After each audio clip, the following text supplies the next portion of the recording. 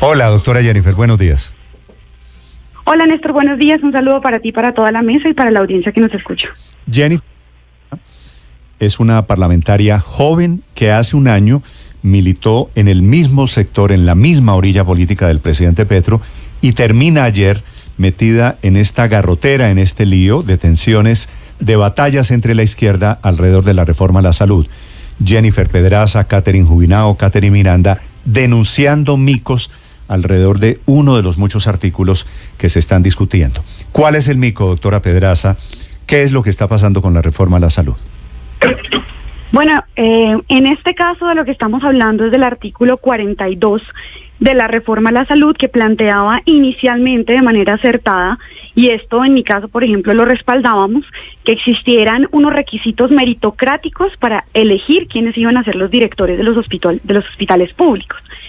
Eso es francamente central, porque ustedes saben que incluso hay regiones del país en donde es más importante ser el director del hospital que ser el alcalde, en el sentido de toda la burocracia y los cargos que se pueden nombrar en cabeza de estas direcciones. Al día de hoy hay que decir que no es que sea perfecto, no es meritocrático, es verdad que ha sido un fortín de la politiquería, pero se supone que este gobierno representaba el cambio y que precisamente iba a ser uno de los puntos a reformar en la salud, en la propuesta que se había hecho, pero ayer de la nada pues nos damos cuenta de que el pacto histórico y el gobierno avalaron una proposición de congresistas de partidos tradicionales que sencillamente eliminan cualquier requisito de mérito. Y a mi parecer lo que aquí está pasando es que el gobierno está feriando y repartiendo los hospitales públicos a cambio de que los partidos tradicionales le voten a favor la reforma a la salud.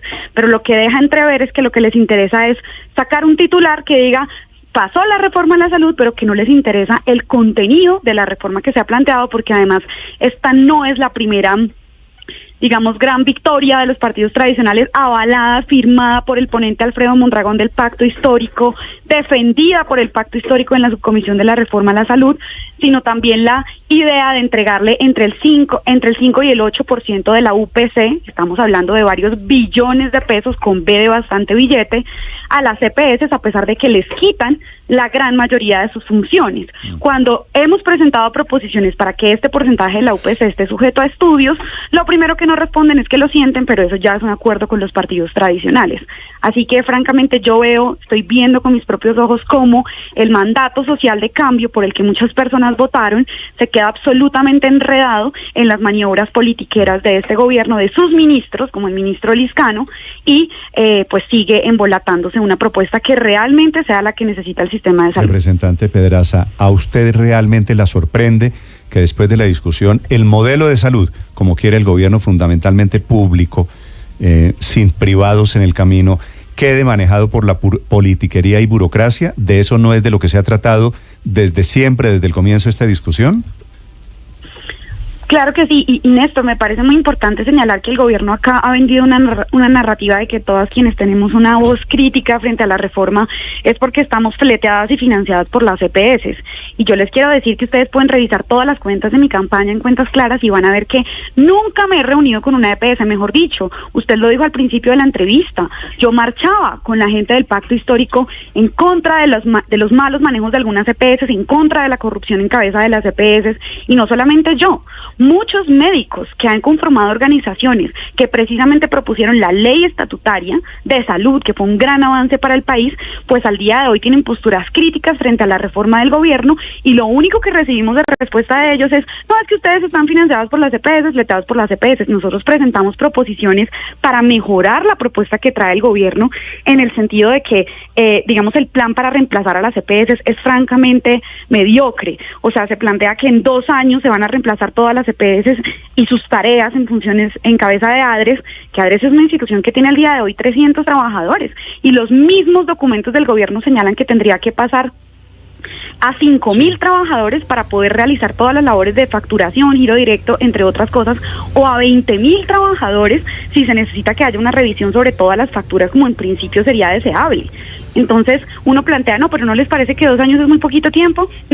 Ay, claro, ustedes están financiados por las EPS. Uno plantea, ¿no les parece que sin un informe realmente de cuánto cuesta la reforma es difícil que podamos concretar esas propuestas buenas en realidades? Por ejemplo, mejorar las condiciones laborales del personal de la salud, cosa que es un acuerdo entre todos los representantes a la Cámara, independientemente de sus partidos. Todo el mundo está de acuerdo con esto, pero cuando vamos a ver cuánto cuesta, cuál es el plan para financiar ese régimen especial de los trabajadores de la salud, pues no tenemos un sustento sólido. Nuestras proposiciones, que sí se refieren de fondo a estos problemas que tiene la reforma, ni siquiera las leen.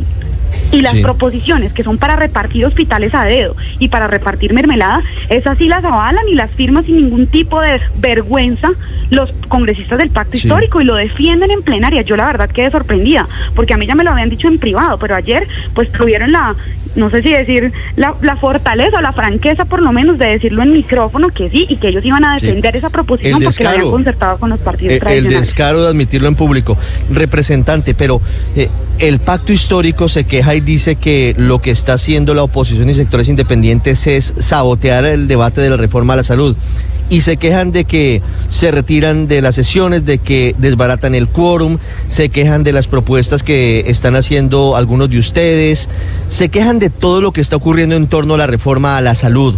Hoy, representante Pedraza, ¿existe alguna posibilidad de que salga adelante la reforma a la salud que plantea el gobierno del presidente Petro, teniendo en cuenta, por ejemplo, que ayer en una discusión tan larga apenas se aprobaron dos artículos del proyecto? Mira, yo les confieso que yo no he votado a favor de las propuestas de aplazamiento y digamos que no he estado de acuerdo con esas iniciativas porque mi sensación es que solamente se hacen para que los partidos tradicionales, mientras tanto se salgan, se reúnan con algún ministro de su cercanía, ya sea liberal o cercano a la U, digamos liscano, le piden más mermelada y después cuando se vuelva a dar el debate, pues... ¿Usted cree que la aprueban hoy la reforma a la salud? Ya voy para eso. Yo creo, y ¿qué es lo que pasa? Cuando sesiona la Cámara, pues sencillamente esto es un pupitrazo. Entonces a mí también me da la sensación de que si no se aplaza, a pesar de que yo he votado en contra de los aplazamientos, esto es un pupitrazo en donde avaladas todo el mundo vota sí, no avaladas todo el mundo vota no, o bueno, todo el mundo no, pero sí los partidos que están en el acuerdo del gobierno. No importa lo que se lea. Es que si ayer nosotros no levantamos la mano y decimos vean lo que están quitando el artículo 42 y el migo que están metiendo, nadie se enteraría, porque es que las proposiciones que aprueban solamente las conocen ellos. Entonces el problema también es una falta de garantías para el debate y yo creo que el gobierno al día de hoy tiene los votos.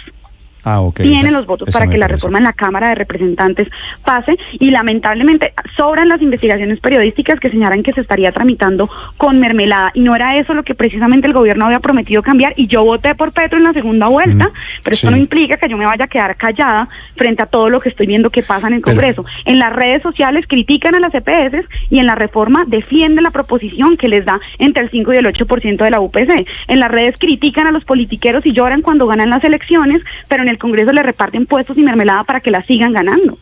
Eso le iba a preguntar, representante. ¿Sí está viendo usted harta mermeladita? Uy, bueno, yo no sé si es porque yo soy bueno, ya no soy pero yo llevo 1 año en el Congreso, pero es mi primera vez en el Congreso. Quizás siempre ha sido así, no lo sé, pero pues llega el ministro Liscano y ustedes no me van a creer, pero se sienta en la silla de los congresistas, uno por uno, se va moviendo estratégicamente en la plenaria. Dusan, el director de Colpensiones, hacia todo el lado derecho de la plenaria, donde se ubican las sillas liberales y las sillas del pacto. O sea, esto es una labor hormiguita por hormiguita. Ayer incluso estaba la ministra del Trabajo, el ministro de Salud, o sea, es como si hubiera una reunión de todos los ministros, obviamente el ministro del Interior. Yo, pues obviamente a mí nunca me han ofrecido nada y yo creo que saben que es porque yo nunca les aceptaría nada ni estoy en esas lógicas, pero sí creo que hay una operación bien dirigida a aprobar la reforma con mermelada. Y después se sorprenden de por qué ganan las elecciones. Petro trinando que sus grandes aliados ganaron las elecciones. Jennifer, déjeme le hago una pregunta. Sé que ustedes, pues primípera, esta es su primer periodo en el Congreso, pero que un ministro se siente con un parlamentario a hablar, eso no es prueba de mermelada. Fuera de que las hormiguitas pueden estar recibiendo mermelada, ¿usted tiene alguna evidencia, alguna prueba de que están repartiendo mermelada con la reforma a la salud? No, la verdad lo que yo he leído es la investigación periodística que una colega de ustedes, Paola Herrera, sacó este fin de semana, en donde ella hizo un rastreo pues me pareció muy serio y muy riguroso de los vínculos que tendrían los nuevos contratistas que están entrando al Ministerio de las TIC, y encontró pues que hay una relación muy cercana con algunos congresistas de la U. Obviamente ella plantea que eso debe ser objeto de investigación, y yo también lo planteo. O sea, yo no me atrevo a afirmar que aquí han entregado tal a Pepito Pérez tanto, porque evidentemente no tengo las pruebas, pero pues lo que creo es que todo indica eso, ¿sí? Y las diferentes investigaciones periodísticas llevan a ello. Esa es mi impresión. Pero bueno, no es solamente mermelada, porque también son cosas de fondo que están aprobando en la reforma, como ustedes pueden ver el mico de ayer. Me parece más importante, le iba a decir eso, lo del mico, que levantaron los requisitos para quién va a manejar un sistema de salud básicamente, fundamentalmente público. Eso quiere decir, el director del Hospital del Pueblo puede ser cualquiera nombrado por el gobernador, nombrado por los amigos del gobierno de turno, ¿no?